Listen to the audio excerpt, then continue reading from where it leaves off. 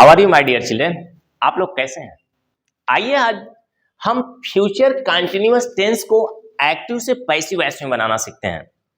इसमें आइए देखिए, इसमें कुछ कॉम्प्लिकेशंस हैं। ज्यादातर अध्यापक कहते हैं कि इसका पैसिव वॉइस नहीं बनता है, तो रीजन क्या है, क्यों आखिर इसका पैसिव वॉइस नहीं बनता है। आइए हम रीजन को भी समझेंगे और इसको बनाएंगे भी, हल भी करेंगे। क्योंकि अगर पैसिव वॉइस इंग्लिश में नहीं बनता तो हिंदी में पैसिव वॉइस कैसे बन जाता है। आइए हम इसको रूल को समझें और आगे बढ़ें। जैसे हम स्ट्रक्चर के माध्यम से देखेंगे तो यह सेंटेंस हमारा है, इसमें हम ऑब्जेक्ट को हम पहले ढूंढेंगे, तो ऑब्जेक्ट को हम पहले रखेंगे और ऑब्जेक्ट को रख करके, जैसे यहाँ पे हेल्पिंग वर्ब पहले से है विल बी को हम ऐसा रख देंगे। उसके बाद ये अदर हमें अलग से लिखना होगा बी, यानी और इसमें आईएनजी लगाना पड़ेगा, यानी बीइंग करना पड़ेगा और वर्ब की थर्ड फॉर्म रखेंगे और लास्ट में बाय सब्जेक्ट, जिस तरह सभी पैसिव वॉइस में रखते हैं हम यहां पर भी वैसे ही रखेंगे। आइए हम पहले सेंटेंस को हल करके देखते हैं और लास्ट में बाकायदा इसको समझेंगे कि क्यों ज्यादातर अध्यापक कहते हैं कि इसका पैसिव वॉइस नहीं बनता है, इसमें कॉम्प्लिकेशंस हैं, जटिलताएं भी हैं, तो उसको बाद में समझेंगे। आइए हम पहले सेंटेंस को देखें। एन एप्लीकेशन, तो हमारा ऑब्जेक्ट है, ऑब्जेक्ट को हम पहले रखेंगे। An application will be, totally हमें उतार देना है यहाँ पे, एन एप्लीकेशन विल बी। अब राइटिंग में हम पहले से जानते हैं कि आईएनजी की व्यवस्था करने के लिए हमें बीइंग का इस्तेमाल करना पड़ता है। जिस तरह स्ट्रक्चर में आप देख सकते हैं विल बी के बाद बीइंग का इस्तेमाल किया गया है। An application will be being. अब राइट हमारे पास वर्ब बची, इसके हमें थर्ड फॉर्म लिखनी है।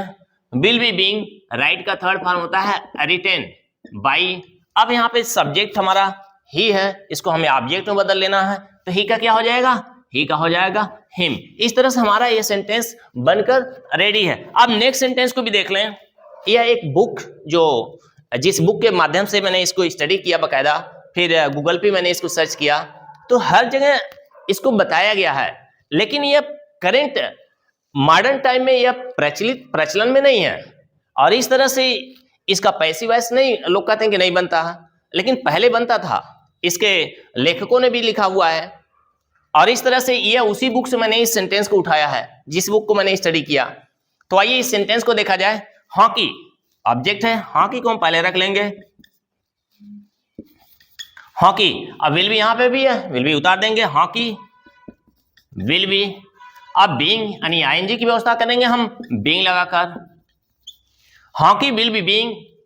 प्ले का third form played by subject हम रखेंगे, सब्जेक्ट क्या है, the boys. Hockey will be being played by the boys. अब नेक्स्ट सेंटेंस की तरफ देखेंगे। He will be helping his brother, तो ऑब्जेक्ट क्या है, हिज ब्रदर। हिज ब्रदर को हम पहले रख लेंगे, हिज ब्रदर विल बी यहां पर भी है, उसे उतार देंगे, his brother will be. Being के लिए हमें आईएनजी के लिए हम बीइंग लगा देंगे, his brother will be being. Help का थर्ड फॉर्म लिखेंगे, हो जाएगा हेल्प्ड बाई ही। अब सब्जेक्ट है तो इसे हमें ऑब्जेक्ट में बदलेंगे, तो ही का ऑब्जेक्ट क्या मिलेगा, हिम। इस तरह से इन सेंटेंसों को अफर्मेटिव के जो थे हमने इन्हें पैसिव वॉइस में बदला। अब इसको देखिए, समझने की कोशिश करिए। अगर हिंदी में पैसिव वॉइस बन सकता है तो इंग्लिश में क्यों नहीं। हम तो ट्रांसलेशन कर करके इंग्लिश सीखे हैं, तो आइए हम देखते हैं इसका पैसिव वॉइस और एक्टिव वॉइस दोनों को। जैसे ही will be writing an application, वह एक प्रार्थना पत्र लिख रहा होगा, तो निश्चित रूप से जब उसको हम पैसिव वॉइस में बदलेंगे तो an application will be being written by him, यानी एन एप्लीकेशन माने एक प्रार्थना पत्र, विल बी बीइंग रिटेन माने लिखा जा रहा होगा, किसके द्वारा, बाय हिम, यानी एक प्रार्थना पत्र उसके द्वारा लिखा जा रहा होगा।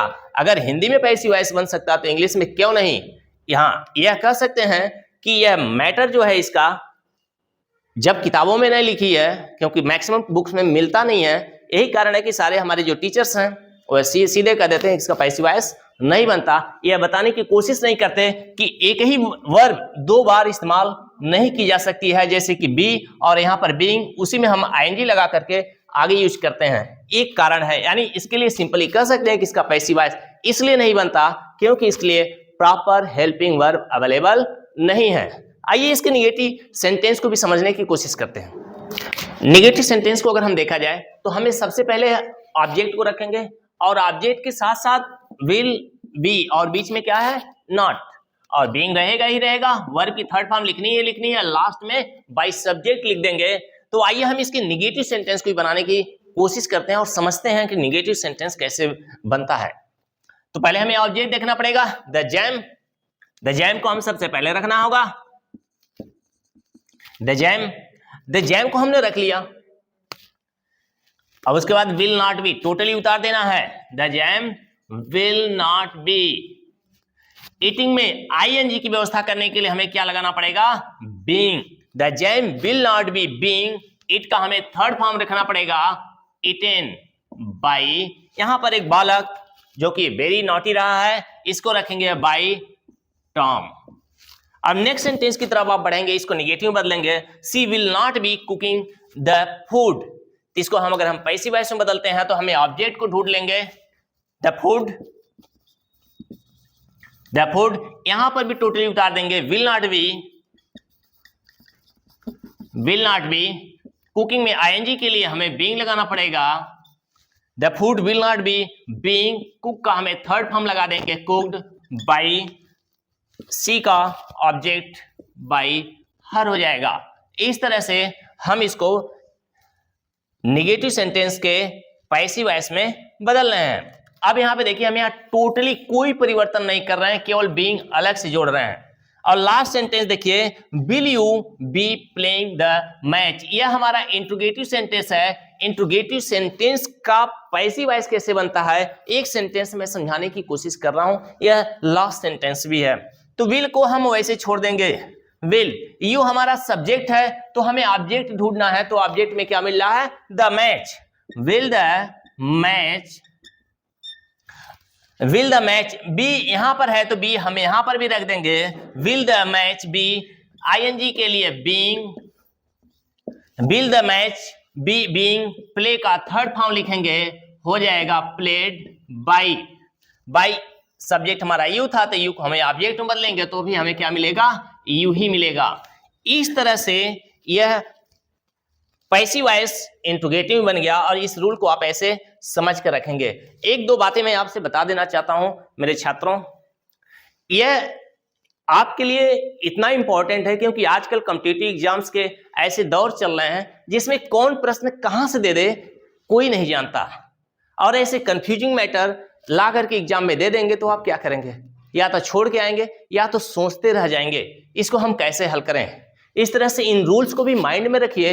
हालांकि एग्जाम में मैंने भी जितने भी एग्जाम दिए उसमें मैंने पाया नहीं कहीं पे भी इस तरह के सेंटेंस आए नहीं, लेकिन दौर है, टाइम है, मॉडर्न एज है, पुरानी चीजों को ला करके रख दें तो कोई चीजें भी आ सकती हैं, इसलिए आप मिस नहीं करेंगे। इस रूल को भी देख करके समझ के रखेंगे। एग्जाम्स की प्रिपरेशन करते हैं तो उसमें ये चीजें पूछी जा सकती हैं। तो इस तरह से अब मैं समाप्त करता हूं। Thank you for watching this video.